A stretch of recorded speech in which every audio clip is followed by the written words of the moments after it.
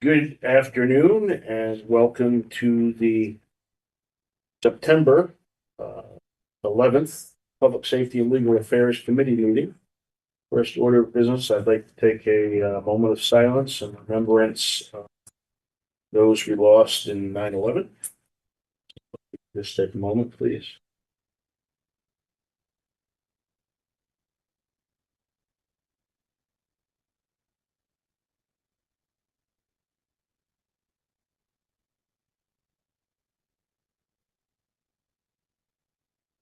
Okay, first on the agenda is our coroners. Are they appearing, do we know, or? They appeared this morning. Right, and according to that coroner that showed up, Mr. Stanimer, he was not gonna be here this Okay. afternoon, I can- but there's I a can- few others. Yeah. In your packet, actually, it's the second page in, they gave us a rough drawing on what they would be looking for a facility. If things come to pass. And essentially, it's about the size of a large residential garage. Would accommodate your needs according to them. We also discussed this could actually be built as a pole building and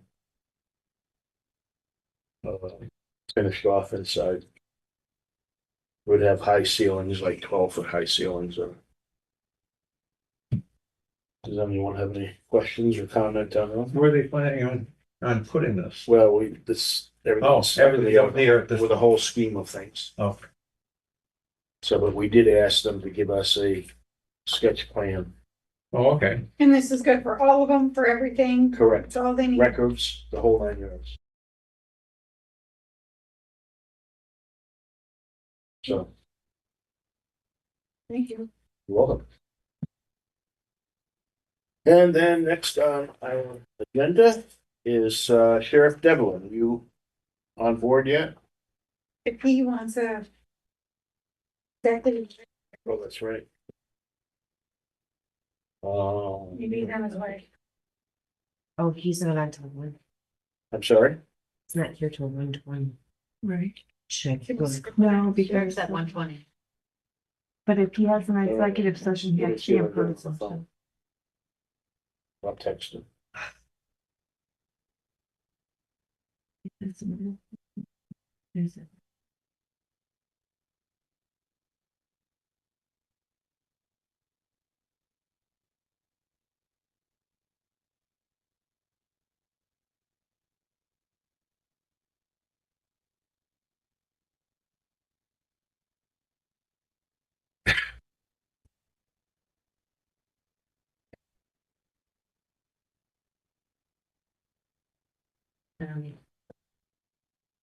They're gone.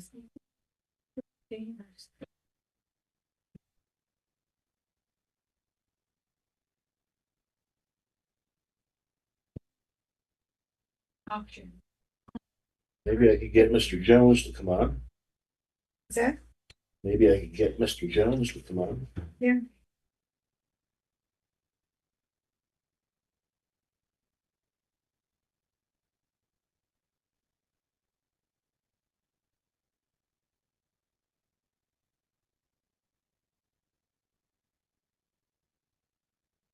Oh. Yeah.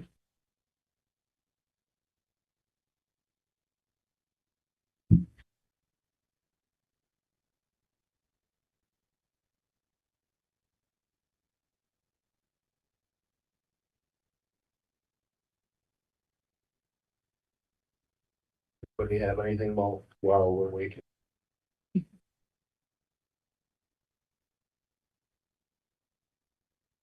I talked to ILS today. They're supposedly gonna send a list of expected duties for attorney in that office, that 18B office. They feel it should be an attorney. I talked to them about, not having an attorney, but maybe a paralegal type, and they said, we think your profile, you can start lower and then hire staff. Oh, Victor's just heading here now.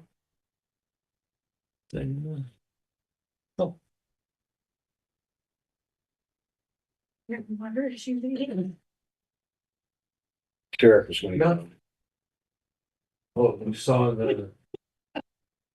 No, that's actually a very expensive piece of. So- He can call in by executive session, but it's gotta be like a phone. That was just Who's it? the sheriff, right? Yeah, The You have to be presumption, person. I don't. You have to be in person then exactly. It didn't Right. disappears with. no, I don't think that's so. I think you can call it. You have to. I have to ask him if there's anybody else in the Room, room, and he's gonna say Pam is there. Then what's the difference than being on Zoom? It's been my point all along, but Probably some security, maybe. I don't know. it's kind of silly. Zoom is not as secure as, and it's one of our phones. So. I mean, what is the issue? He's asking for an executive session for the He medical, wants to discuss the contract, jail medical. medical. Right. Yeah.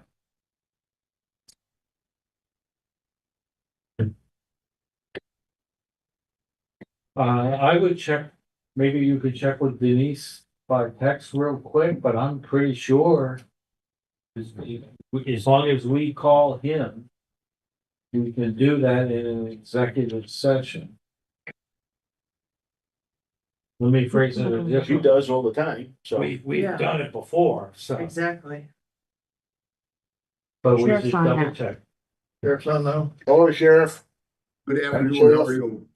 Good. You guys I'm are gonna turn running, your volume up. you ready for us? Yeah, there we are.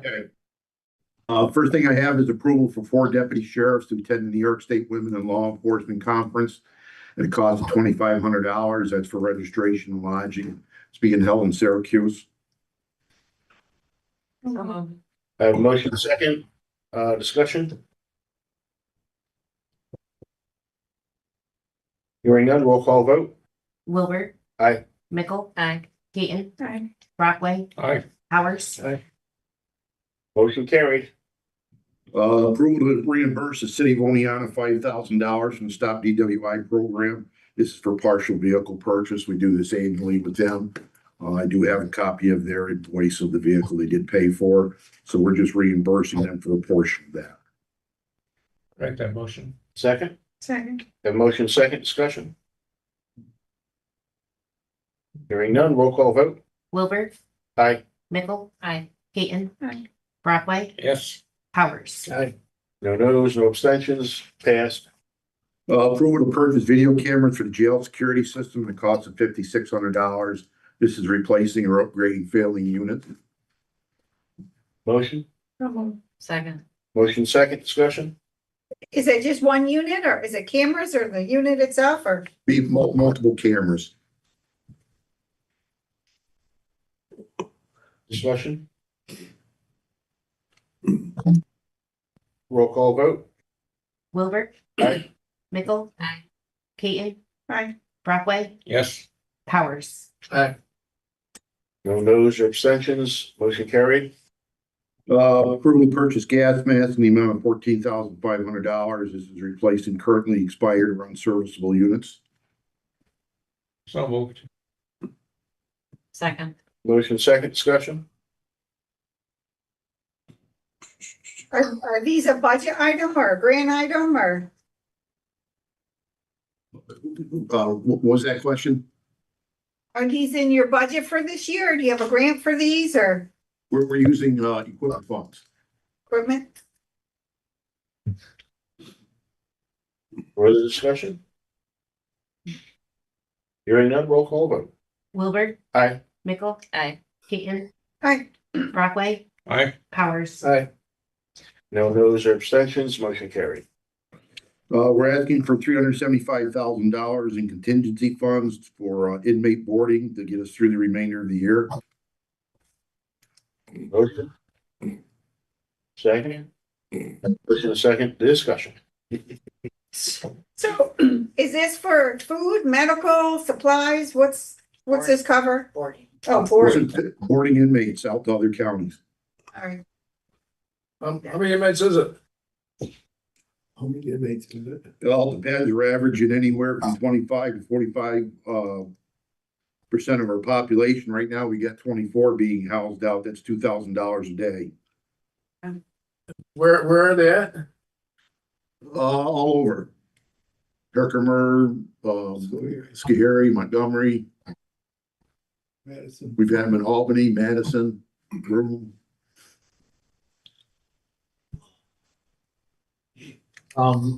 With this request, if this is approved, along with the request recommended, for the 730, court-ordered mental institutions, that will, take down our, contingent account by 500.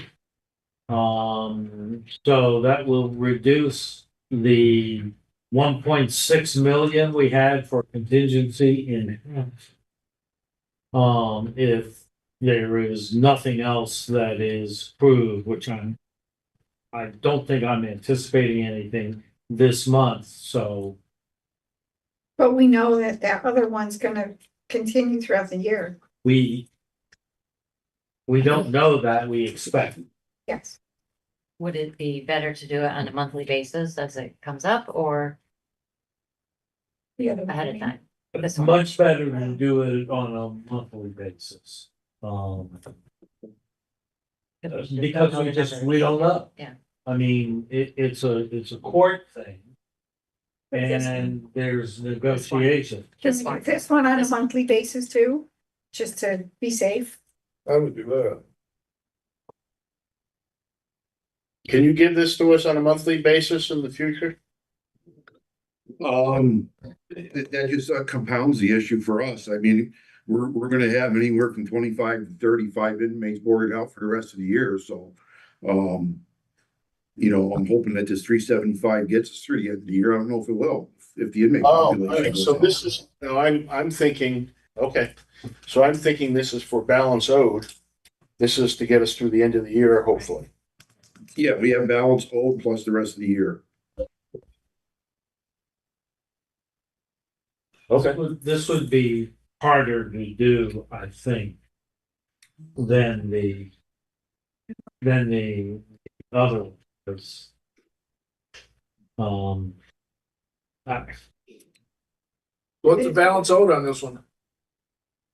I don't really know right now. We got a couple thousand, I think, in outstanding, or maybe a couple thousand in the account, but we have just as much outstanding.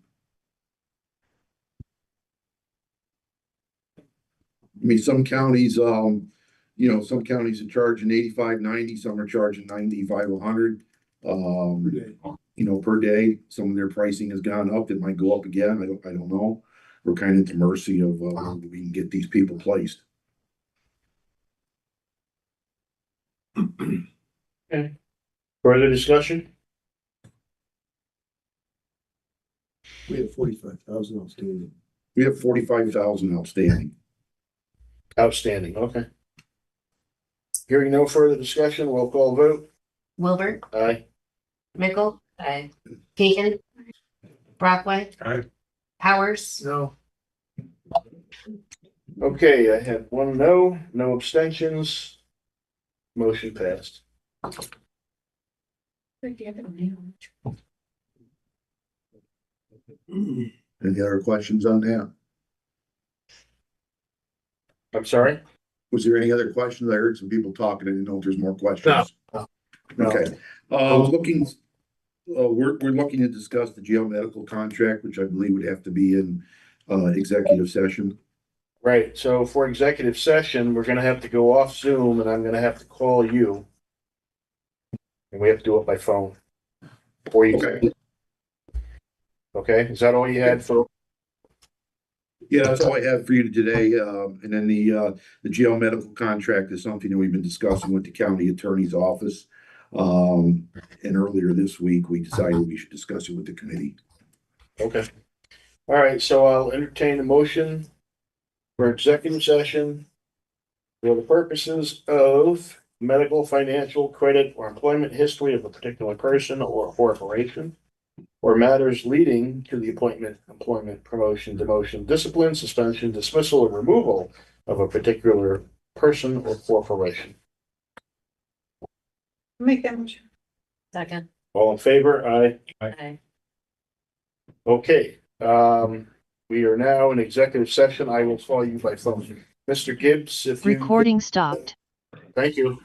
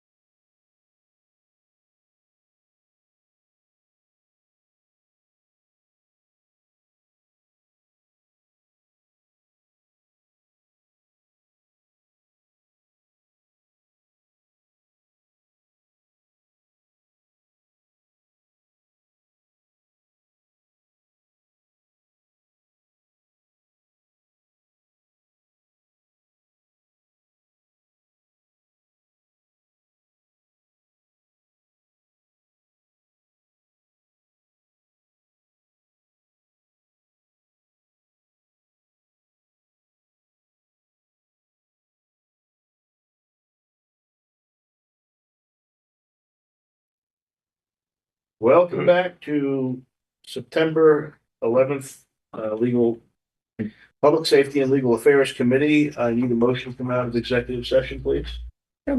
Second, motion and second, all in favor? Aye. Aye. Okay, we're now back in session.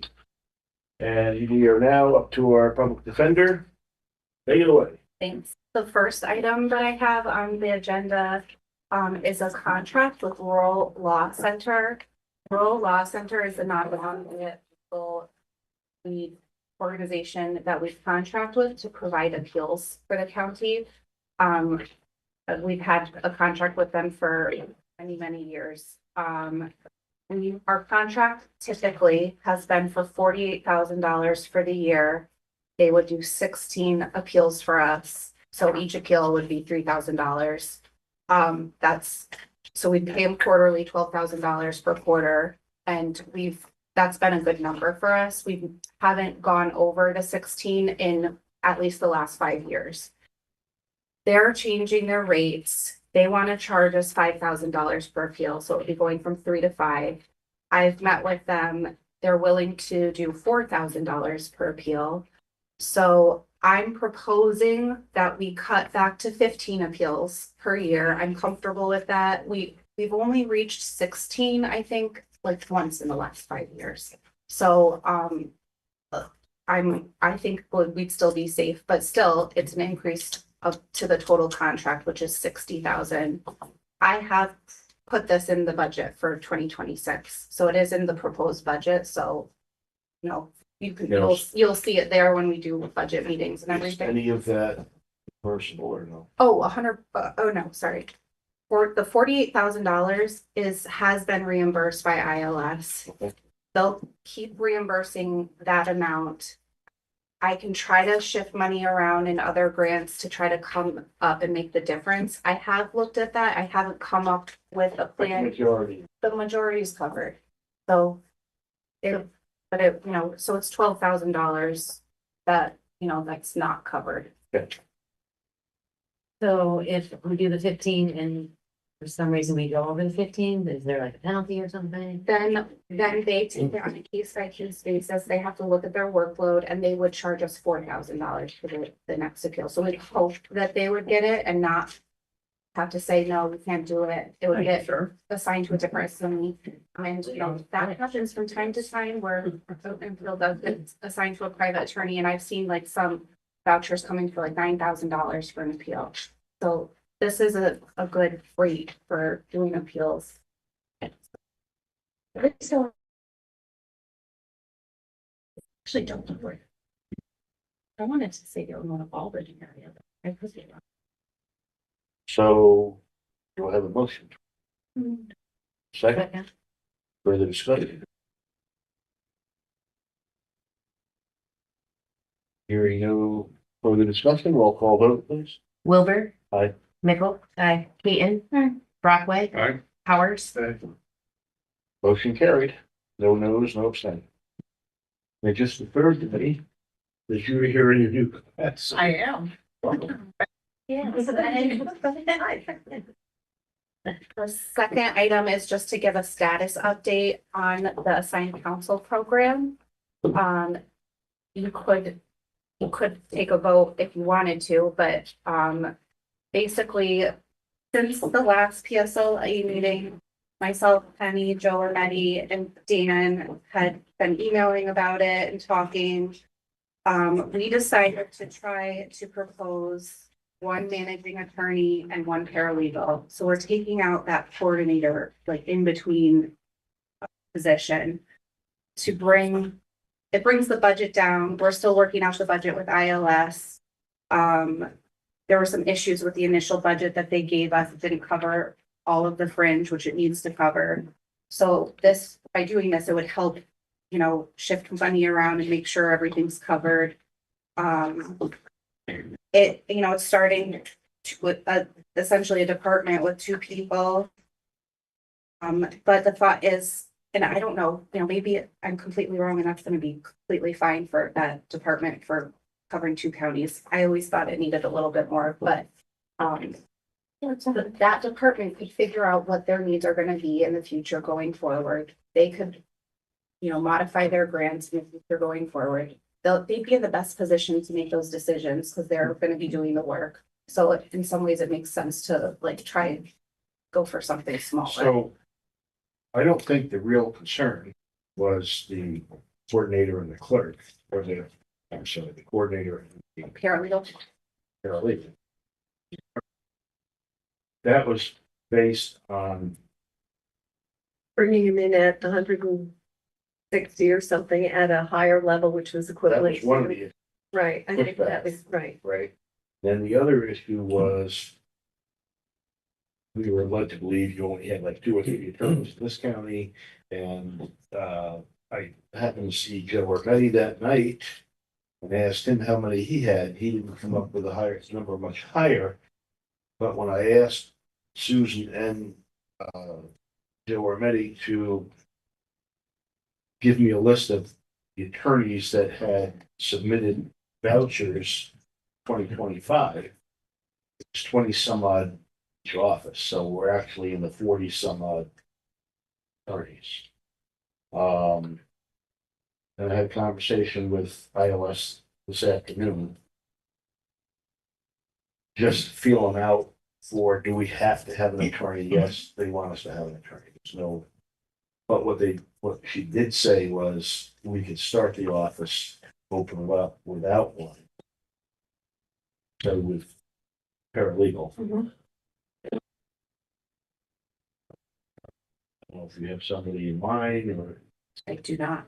so. But Now, does that have to be, that's not to be advertised for the attorney as well, the department heads? Yeah, it would have to be Right. We advertised. can't even say we have somebody in line anyway, so even if we did, so yeah, it's gotta be advertised.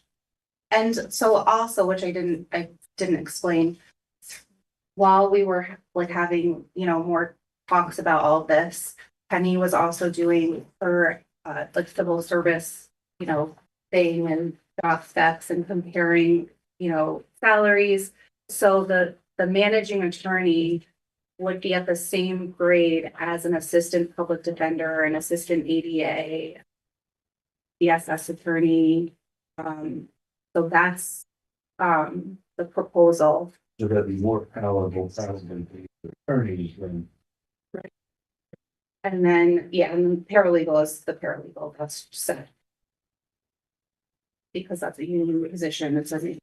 That, So, did you get a copy of this? and I handed it out. I think she's talking about the one that ILS said with Oh. the duties. I would like to see that eventually also. as well. okay. No, I didn't get, well, No, that's all right, so just want to no, explain, no. I just want to explain what it is. Yeah. Give me one, in my conversation with Anthony Gorshville, Talk to Catherine Murray, who are the other names? there's a lot of them. All right, Probably Jennifer Chen. maybe it was Catherine. Anyway, she said, I can send you a list of expected duties for this attorney.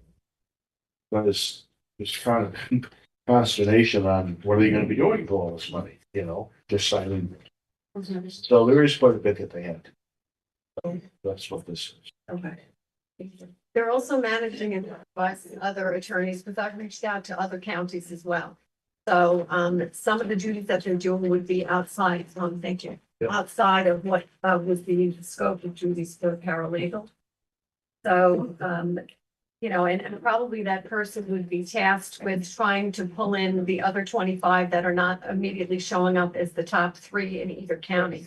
So there seems to be like a lot of administrative duties that this person would be tasked with doing that would be outside the scope of. And one thing that do makes sense to me now that she said it is if they had, all right, I'll get the other one. That's fine. She explained it to me and I. Jennifer. So Jennifer, is that who it was? So, one of the things that this individual would be responsible for, say you have a case that's ongoing with one attorney with experience that could say to a younger attorney, have you thought about bringing in an investigator? Have you thought about doing this? Have you thought about doing that type of thing? So it makes more sense when it's explained out. Right, yeah, there's training and guidance and Right. things of that nature that would be involved. So that this person would not only be licensed to practice in the state of New York, but would also have duties in family court and other criminal court, and other court. We that want they could somebody be in a experienced. position to. Right. How would the new office interact with the central business? They do it well. That's a good question. What's the question again? How would this new office work with, or what their relationship would be with this central business office, which we have now, which does a lot of voucher processing? I think it would be they work together. Because they need to share information about the vouchers. They'd also need to share information with the grant administrator in the police office. So everybody would be communicating pretty regularly together because of the reporting requirements and everything, and making sure the grants are, being used the correct way. There is a case management system that would be in this budget for this assigned counsel program. I got a quote for it, but the case management program has a vouchering system built in it. So the vouchering, I think, would be a lot easier than it is now. It would be done electronically. Judges would sign electronically and it would go through the system. Maybe like the contract management system, but probably a little bit more simple. And so I think it'll end up being easier Right. than the system that's in place now. But they'd have to be in communication. How would you differentiate the two different functions? The central business office, I mean, I'm sure Kelly and Sandy can explain better than I can, but from what I understand, they get the vouchers. They actually look very closely at the vouchers and do the math and everything. I spoke to her on this too. Can they approve them though? I mean, isn't there a They certain put them in level of approval? units. They put them in units. It goes They through the still get magic. audited. They get audited. And then they actually, and they're in the A1172 line, which I'm the person who signs off on it. So eventually I'll get something in Munis that pops up saying I need to approve vouchers, and I'll approve them. What should be happening is this new managing attorney Should do that. will be doing that. But, so I don't know if I answered. the question. Yeah. So central business office will take a voucher, they'll do the math, as Susan said, and they do have to approve stuff in Munis. They also, it's done all electronically. The auditor will check it, double check. The auditor will then authorize the treasurer to write a check. In that process between central business office and the auditor, they'll look for an approval from the appropriate department head. Currently, Susan, in the new office, the new person. There's always issues of discrepancies in vouchers. Right. The judges sign off on them. Sometimes it's unclear how critical they were looked at when they were signed off by the judge. Because if it's over a certain amount, there needs to be something to accompany with it to explain why it's this. Sometimes there's mathematical errors, but it has a judge's signature on it. So if that's what the judge says should be signed, but there's things that come up and no one ever really knows what to do when it's just clearly wrong. Like, should it go back to the judge? Who should, have it go back to the judge? Do you give it to the attorney to go back to the judge, back to the attorney to submit? Like, that's the assigned counsel program would figure it all out. So the central business office would get an approved voucher. And Yes. The voucher would after the already new be- office has reviewed, Yeah. like, the judge's order, Yeah. doesn't make any sense. Yeah. That kind of stuff. So just thinking logically, could we have a sit-down conversation with the judges someday? If you get a voucher from them that the math is wrong? They're judges, but they're not, gods. Can we have a plan to send it back to them for review? And I think that is exactly what the sign council Okay. program would figure out. They've worked it Sure. out. But if it's through this electronic process and like it's hitting the ACP office first, then hopefully they'll see the errors and work it out before it gets to the central business office and the auditor. So, CBO and the auditor will be more concerned, is the money in the budget, that kind of thing. okay, so now I'm gonna bring out the 800-pound gorilla in the room. I don't know, I don't see. Where are we with reimbursements? Because before we happily approve another large bill, how long before we get that rectified? So Jacinda and I talked to ILS last week to try to get a status update. We have about $1 million sitting out in claims right now that are waiting Okay. for reimbursement. So that So means, you're waiting for them to pay you, That's- they're all Yes. in there ready, Yes. they need to pay you. Yes. They said before your act. Yeah, Do we They're see gonna pay that? that. they acknowledged that they were behind, Okay. that they were, triaging a little bit. okay, They said, when do you need it by? And I was like, well, we're in budget talks right now, so. It would be really helpful if it was next week. And I said, ultimately, I said, is it gonna be paid by the end of the year? And they said, yes, absolutely, like, that was no Okay. problem. Is that state or fed? It's state. This is my problem, is that when I go to the town board meetings, they're all waiting on money from somebody that should have been there that isn't there. I wish we And I could. check- really am reluctant to go down this road any further, to be honest. And I just see more and more of that coming. and shared services, we're still waiting on money that was promised and we'll never say. So, I mean, we've had this discussion amongst ourselves. But this is for the 2026 budget and it wouldn't be approved until December. And it sounds like hopefully the reimbursements would be So- before then. So maybe you can make it contingent on that. So we're not looking to hire anybody for No. this office Right. until December. I mean, Until then, yes. Yeah, these forms, I put effective date 1/1/2026. Got it. Okay, And it would have to come back for resolution, like I'm not even getting a resolution. so if something happened that we did not motion it. I don't think you need any sort of motion now, because you can just deal with this in the regular budget process. Okay, When this parent. right, and then we'll vote on it. Vote on it, okay. Yeah, So, yeah, so if we don't have money by the end of the year, we have time to react to it. Right. yeah, I think just come prepared with an update. Right. But that should be fine.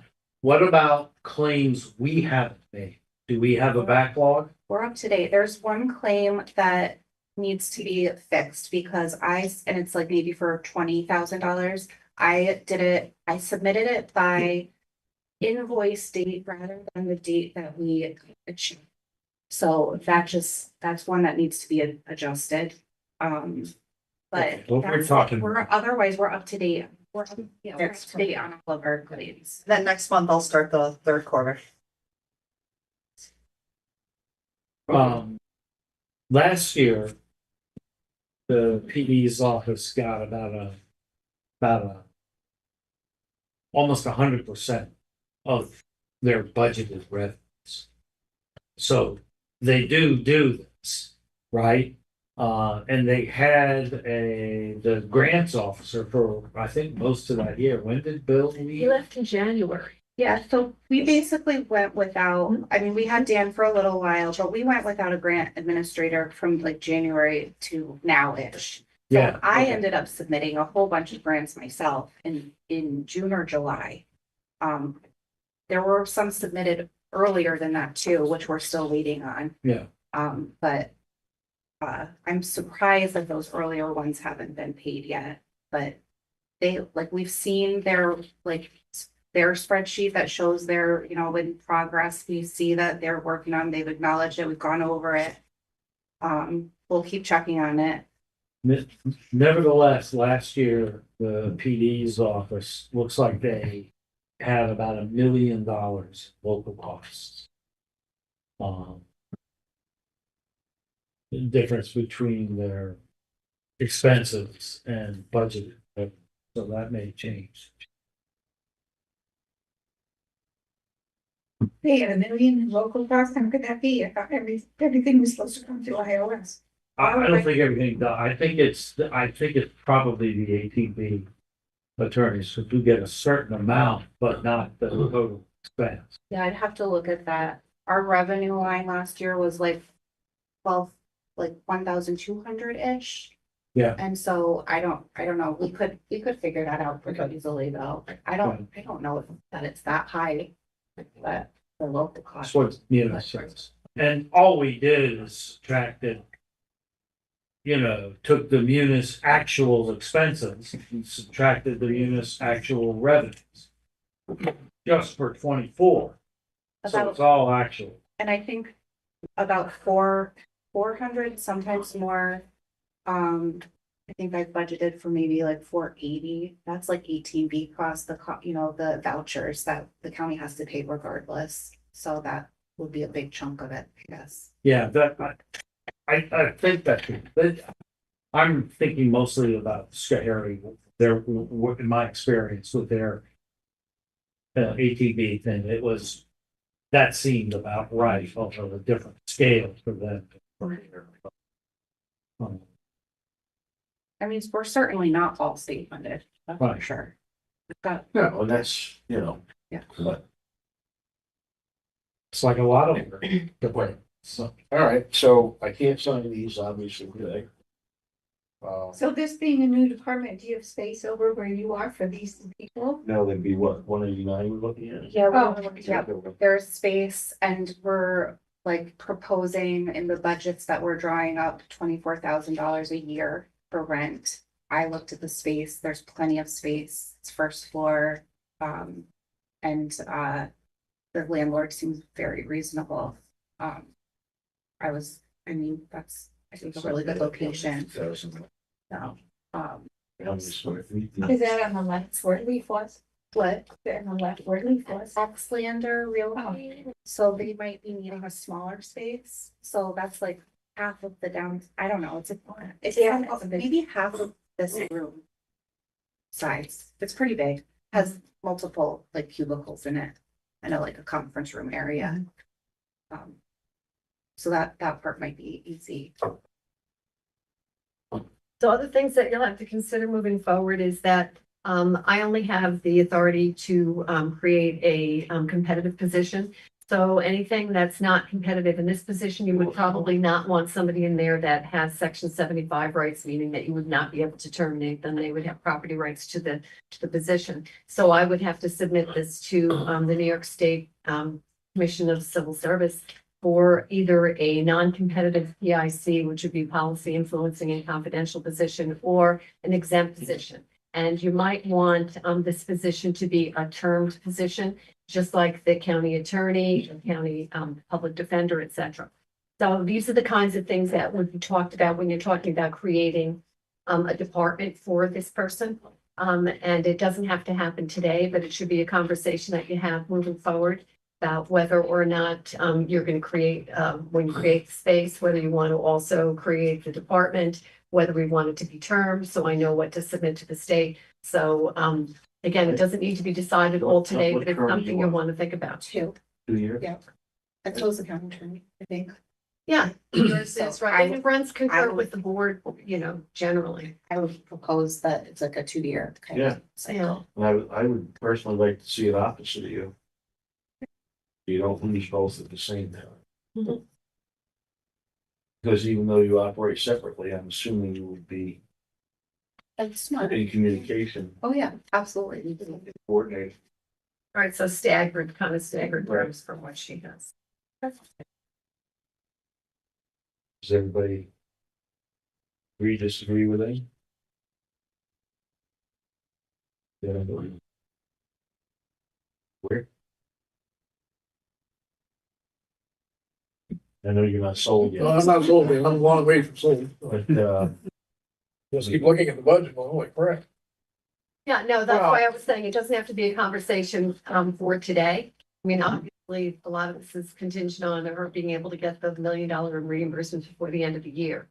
So, hopefully they come through prior to that so that, she can move forward. Well, I hope this doesn't happen, but if the money were to stop, we still have 18B attorneys, we still have anybody coordinating.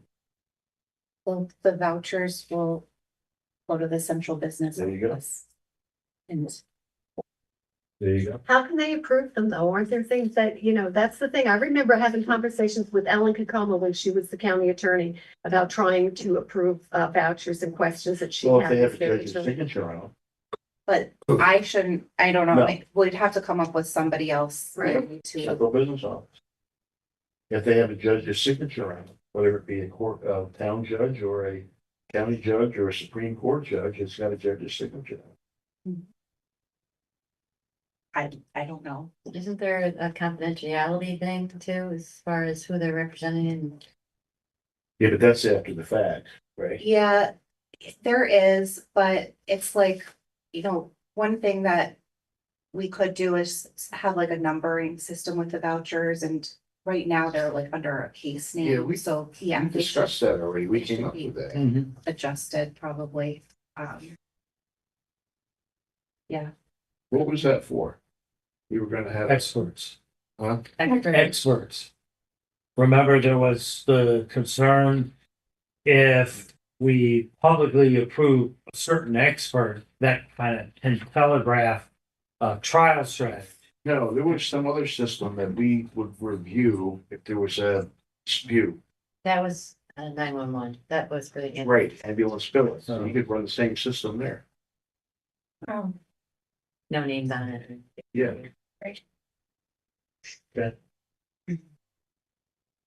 well, I thought, All right, thank you. thank you. That was enough.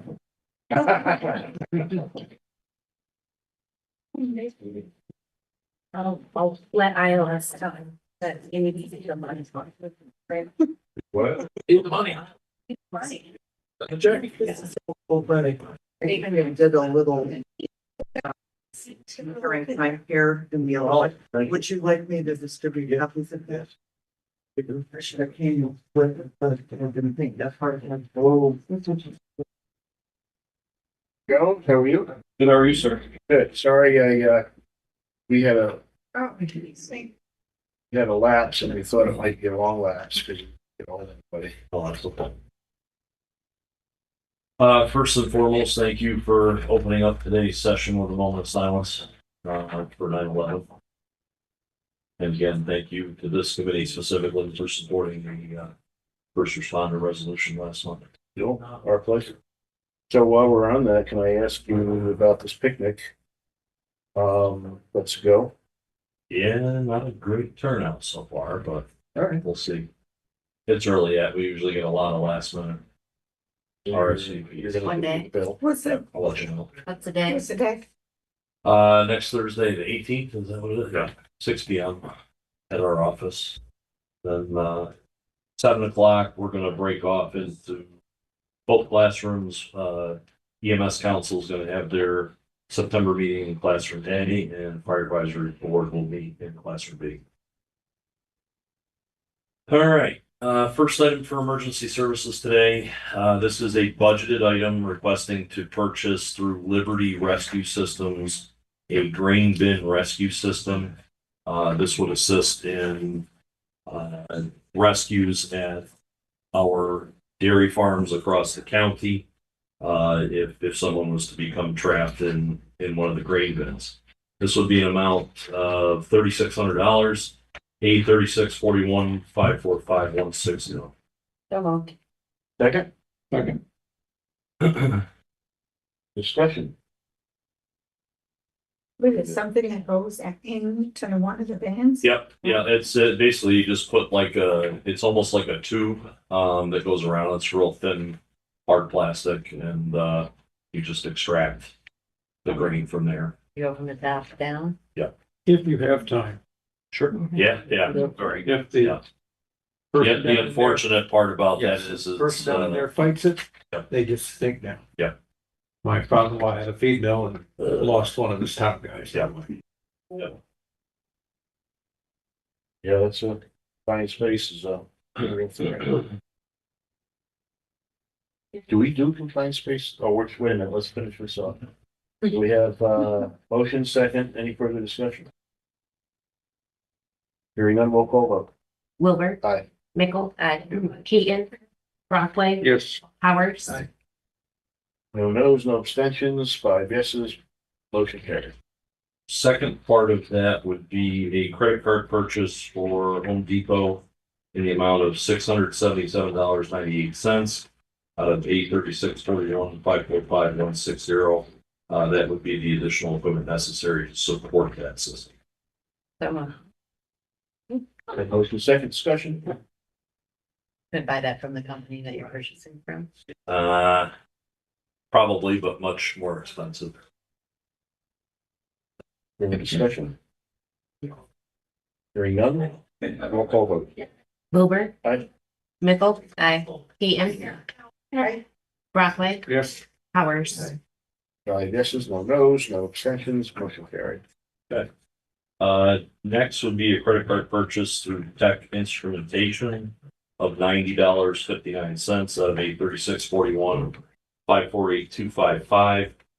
This would be to add some weather station parts for our amateur radio group. They assist us with both emergencies and planned special events. Motion. We need to approve such a low amount for credit card purchase. All credit card purchases have to be approved by the committee. Or at least reviewed. Yes, for Yeah, just It's down. not approved, I don't think, just. So, any further discussion? Consider it reviewed. Very good. Actually, you think we need a. Just making sure I brought it up. Yeah, Well, we got them already, I rescind. so we should just follow through. All right, roll call vote. Wilbur, All right, Mickle, Keaton, Brockway, Yes. Howard. motion carried. All right, this would be a request to purchase a non-budgeted item. However, recently approved budget modifications allow the funding to do so. Last month, our office approached committee requesting the purchase of Starlink. And so we've got enough funding through various accounts in an amount not to exceed $4,200, 836.41.520.000. Satellite-based internet for areas of the county that we do not have adequate cellular coverage.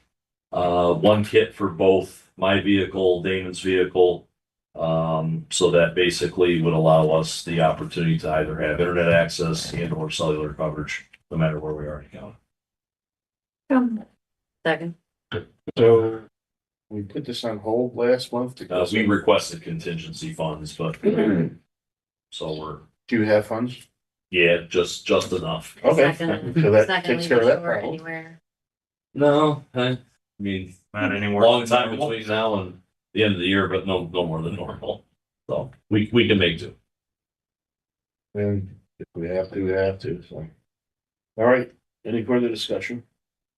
Roll call vote. Wilbur. Aye. Mickle. Keaton. Brockway. Aye. Howard. Aye. Motion carried.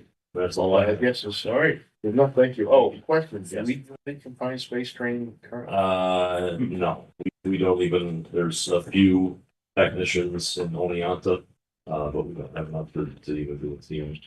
And I think all of the confined spaces up the academy, so. No outreach programs. It's not doing there. Okay. Interesting. Maybe someday we'll be able to host them. Huh? Something you're looking to do? Me? No, those days, I used to keep it, but those days are over. Thank you very much. Thank I you. can't, the spaces I can get in aren't all that confined. Have a good day. Thank you. Bye. Thank you, gentlemen. Mr. O'Brien, you're up next. Good afternoon. Good afternoon. PSLA is up next. Or. Isn't Keith up next? What can we do for you today?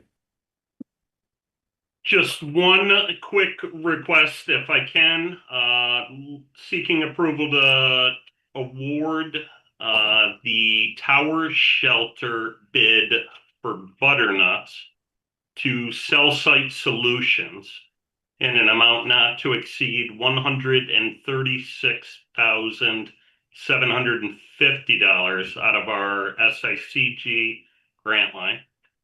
And this was bid through Onondaga OtGov 012-25. Motion, Someone, second. Second.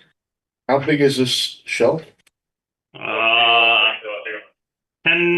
12 by 15, I believe, was the What's that, concrete?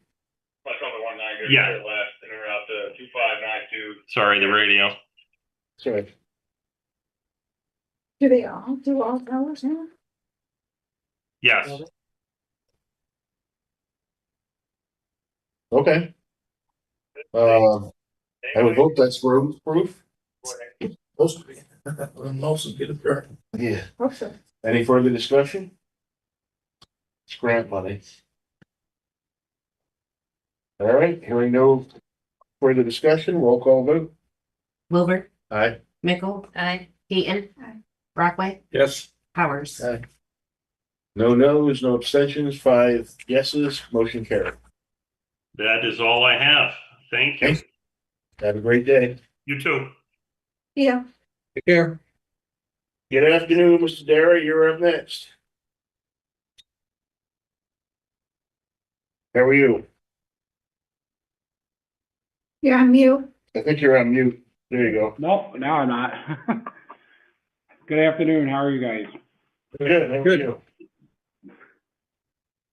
So I just have a couple things to go over. I do apologize for getting you guys the monthly revenue. I sent it this morning, so hopefully you guys had a chance to look at it. If you have any questions, I'll be willing to answer those. I didn't have any questions. Anybody else? No, sir. As I said it a few months ago, our contract with OpenGov expires December 31st of this year. So I did work with Onondaga and Dan Hammer. They had it re-quoted through Insight Public Sector, which is a quote for 3 more years with them, with the 3% increase like it said in the original contract. Per Dan Hammer is basically, now we got the quote. I got to get it approved by you guys. The only question I got to know is, do I have to go to admin and get a full resolution on this or not? Yeah, if it's for a budget contract, or I mean for a contract, yes. Okay. So do you have the dollar amount now?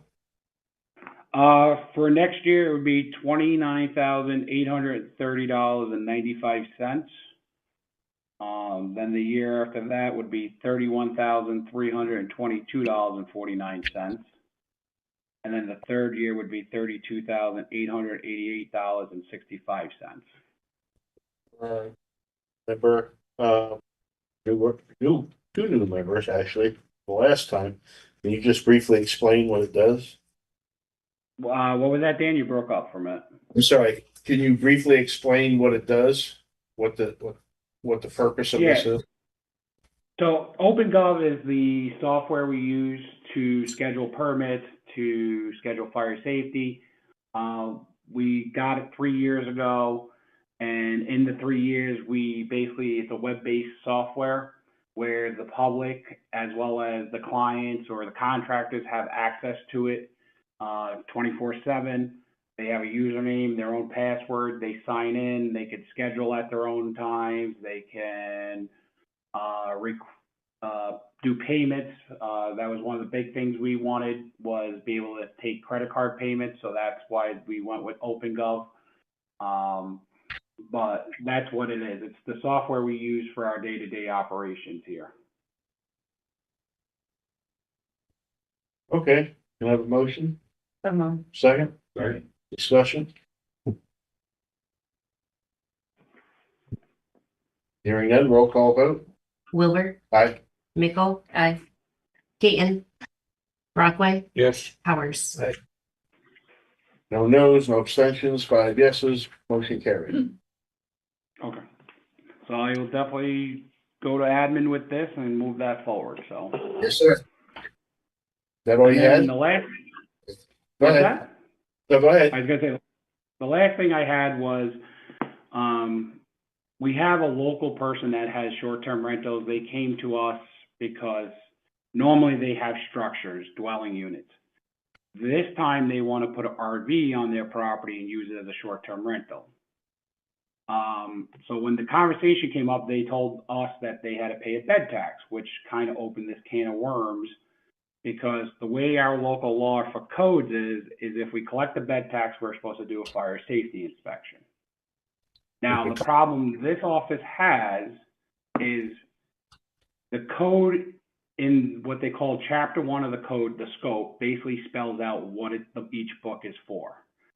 And it spells it out and says, like, the residential book is meant for residential buildings. The building code is meant for commercial, 3 families or more, commercial structures. The problem we have is if we do a fire safety on an RV or camper, we can't write a violation for them, even if there is a violation. Because there's no way for us that, if it goes to court, for a judge to say, okay, you're in violation, you need to fix it or pay a fine. They would throw out every case that we would bring in front of them. And the reason this is being brought up is because when we did the local law, we wrote it, basically me, Denise, and Monica wrote it generic that when Alan updates the bed tax law, we wouldn't have to come back every year or every couple years to update the codes law. What I'm looking for is, and this is my belief, is that we basically put an exception in there that RVs and campers are exempt from a fire safety inspection. Yeah, because they're covered under an ANSI standard and they're not covered under the code. Correct.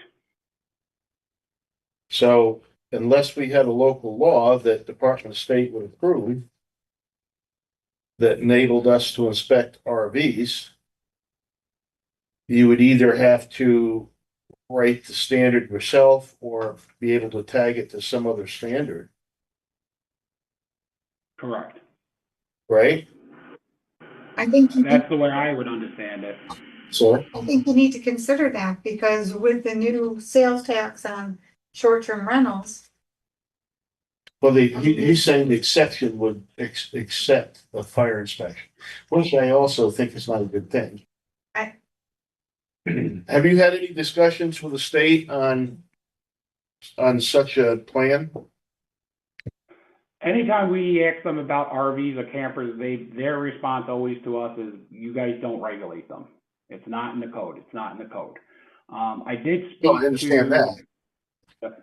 I did speak to Department of Health about it. They don't even get involved with campers when they do their fire safety inspections. And I also reached out to other counties that do code enforcement like we do. As before this law went into effect with the bed tax, none of the other counties did short-term rental inspections. But looking at the law, they said that they're gonna have to do short-term rental inspections like we do when we have been, but they're gonna not do RVs or campers. They're gonna make sure that's not in their law to inspect. So then the only thing you're asking for is for the fire inspection on RVs to be exempted. Correct. So the only regulation about RVs probably be the National Transportation Safety Board, basically. It's gonna be an ANSI standard. What standard? ANSI, What's that? American Something standards. National Standard Institute. but these So this RVs are RVs that are not on the road. they're not- Situation where it's an RV and someone wants to rent out as a rental. Which, once they figure that out, it'll morph into more. Yeah, I'm not sure it's a good look for the county, but whatever. We can't regulate them. Can't regulate what? RVs. But an RV, they're bringing an RV onto a campground and now it's there. It's not on the road anymore. It's a structure. It's like a cabin. So It's are not- they talking a park model or an RV? Or they, you don't know? Person said RV. You know, what I mean, Okay. they were looking at, So regardless, there's two different types of RVs. There's a park model that its intent is to stay there permanently. Can be moved to a new location, but it's not one you would tow Single around the wide. country, Oh. right? Then there's an RV, you either drive it or you tow it, and it's designed to be towed on a regular basis or driven on a regular basis on vacation. Both are regulated by ANSI standards and not by code. And they're regulated during manufacture, not after the fact. Who's that? correct. That's Dan Lonnie. Oh, Is that for any self-contained unit? I think we need to look into this just because for legal purposes, we just have so many people that rent short term in our area. What if someone goes in and rents an RV and there's a kitchen in there and something happens, whatever, and Well, we haven't done any inspection or now, fire not- or anything. I'm not an attorney, but I did stay in Holiday Inn. But yet we're collecting sales tax on it and we're collecting bed tax on it. I think we're covered by that we have no legal authority to regulate, right? That was my initial thought, was that it's he doesn't have authority, Right. but I've run into this before with a park model. Somebody wanted to put a house on an existing parcel with another house and zoning didn't allow for that, so they put a park model. What can you do about it?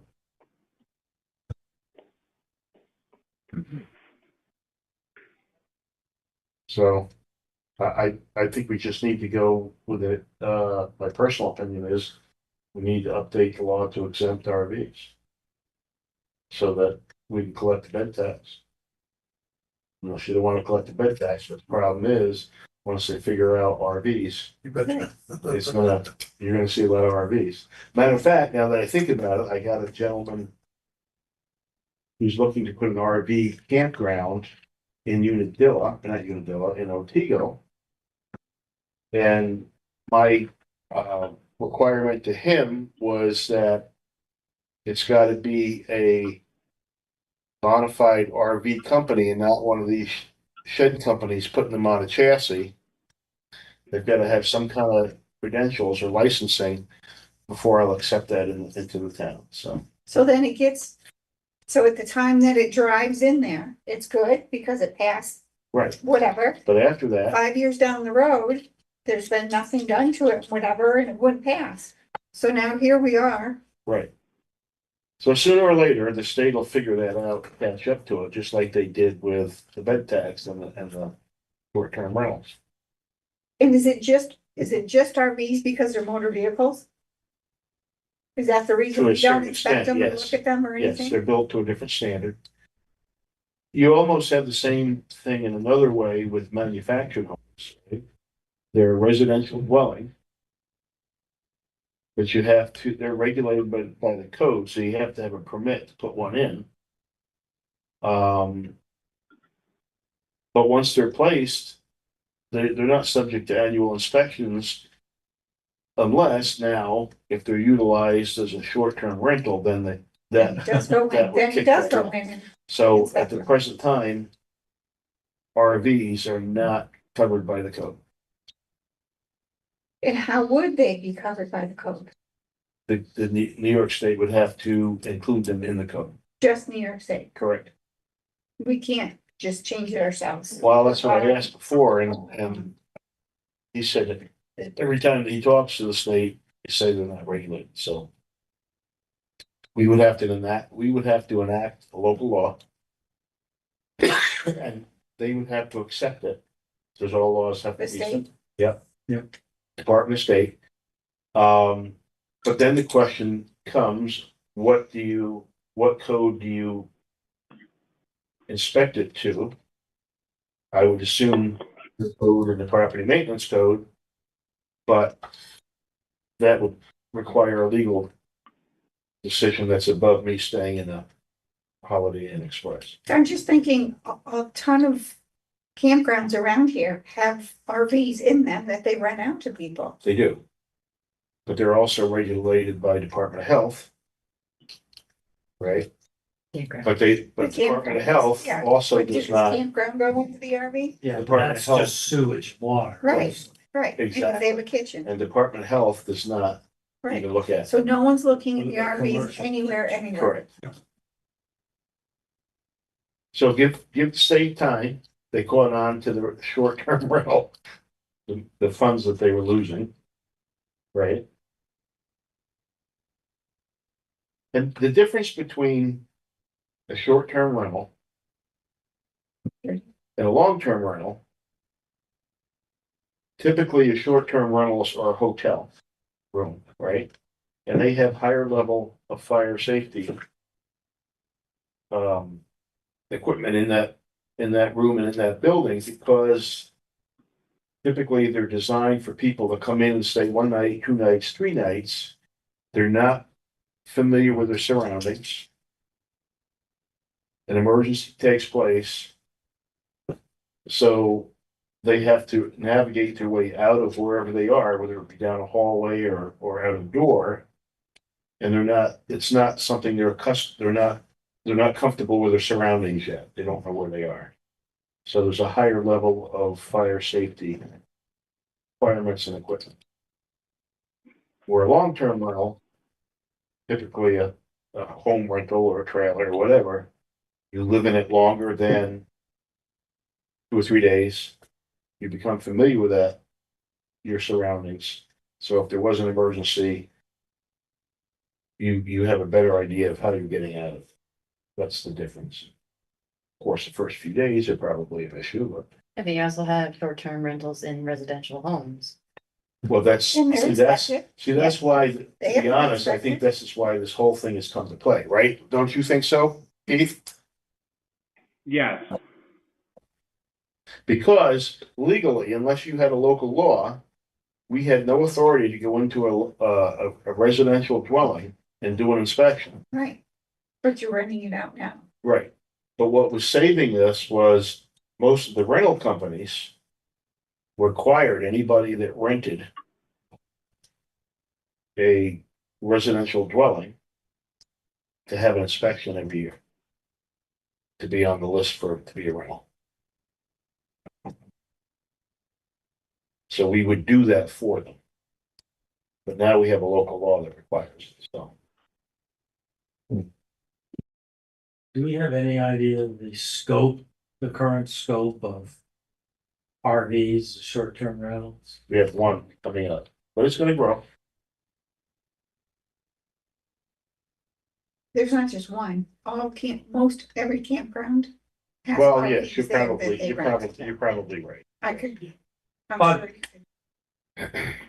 But there's bugs out there. That's different from me driving in with a trailer attached to my pickup truck. Right.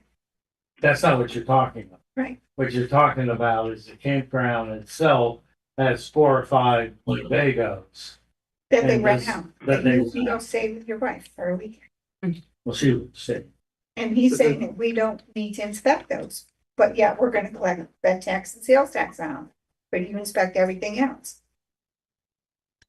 Well, I don't know, and that would be an attorney question. I don't know that we have the authority to enact a local law to do that. And that would have to be a conversation with New York State Department of State.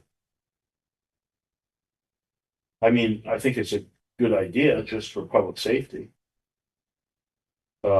Tourism is our bread and butter. Bread and butter. There it is, that's what I was looking for, bread and butter. bad brother. So we really don't want bad publicity, a tragedy. Because somebody wanted to make a quick buck. There are companies advertising to farmers that if you have land, we would like to put campers on it. So it's coming. Well, I saw it, somebody was, what is it, yurts? Have you heard of Yurts. yurts? Sure. Yeah. There's a couple, No, they are definitely not covered. Well, wait a minute now. Yeah. Sure, it might be covered because it's a membrane structure and it's there in place for over 180 days. Keith didn't like that answer. Why wouldn't? I can tell by the look on his face.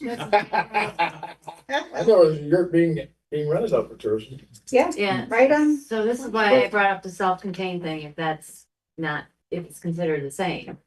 So there's someone in my town that's proposing something. Not necessarily to be a long-term thing, but for you to come and stay for a couple days to see if you like it. And that, like, he makes them. Oh. Okay, and then he wants you to come stay for a few days to see if you like it, and then it would be moved to a different property.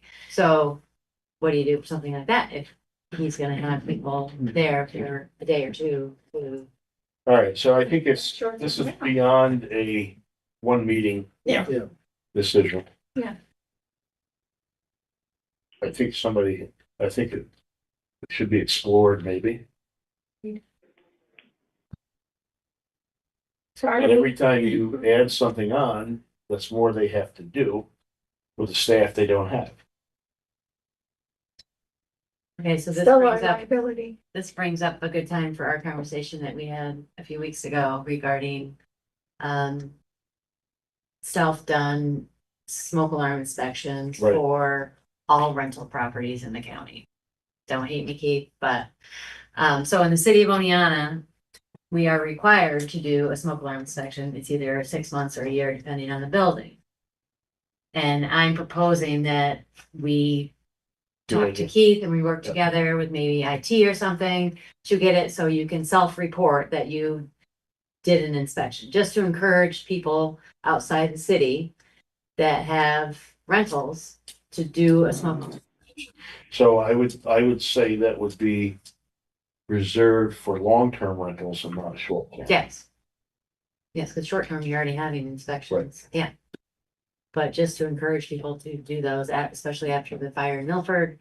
So I they think we would should just have a test conversation. online? Do you Yeah, usually or test like online or in set the something city, in? we just filled a form saying, yes, there is a 5 pounds, extinguisher, there is a CO detector. There was a smoke alarm in each bedroom, one outside each bedroom, just as a safety. You would not believe, the only time that as code officers that we end up going into a rental, long-term rental, typically is when we're receive a complaint from the tenant. 9 times out of 10, it's pretty bad. We get called. The city of Oneana, you have a code inspection every Right. 3 years. Right. Do they actually do these? Oh, yeah. Well, Oh, yeah. but you're talking multiple family dwellings. Yes. I'm talking Or single family. Or single. Even single If you family, rent they out a have single that? family, you have to do all the inspections. You have to do smoke, furnace, electrical, codes. For single family Yep. rentals? Really? Yep. Okay. But that's a conversation we can have. Are you listening to this, Keith? Yeah. But it's not Yeah, I mean, something. that would require us to change the local law, because Yeah. right now, single families, we do not regulate, Right. even if it's a long term. The only The time only we thing- get involved with those is when it's a short term rental, like Dreams Park rentals, so. Or if we get a complaint from the town. A complaint from the tenant or the town or the neighbor or something like that, so. That's interesting. Well, even if you get a complaint from the town, you don't have the authority to go into the house. Correct, it's only through basically the route of the mailman from the outside, so. Or the tenant, complains and asks you to come look at a code issue in the house.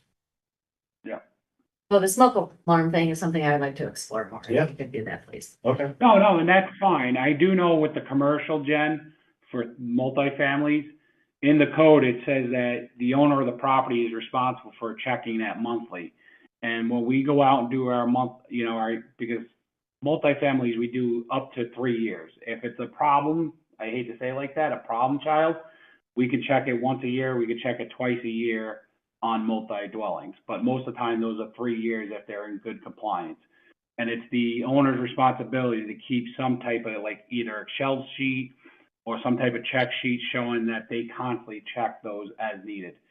Our recommendation, we always tell the owner of the property or I want to call it the maintenance person, is when you go to collect your check for your month from the tenant, that's a great time to get in and do your monthly checks on your smoke alarms, carbon monoxide, fire extinguishers with the tenants and the landlords. Okay, Okay. all right, do you need anything else, Keith? No, that's it. All right, thank you. All right, you guys have a good day. You too, take care. Take care. Mr. Norton, how are you, sir?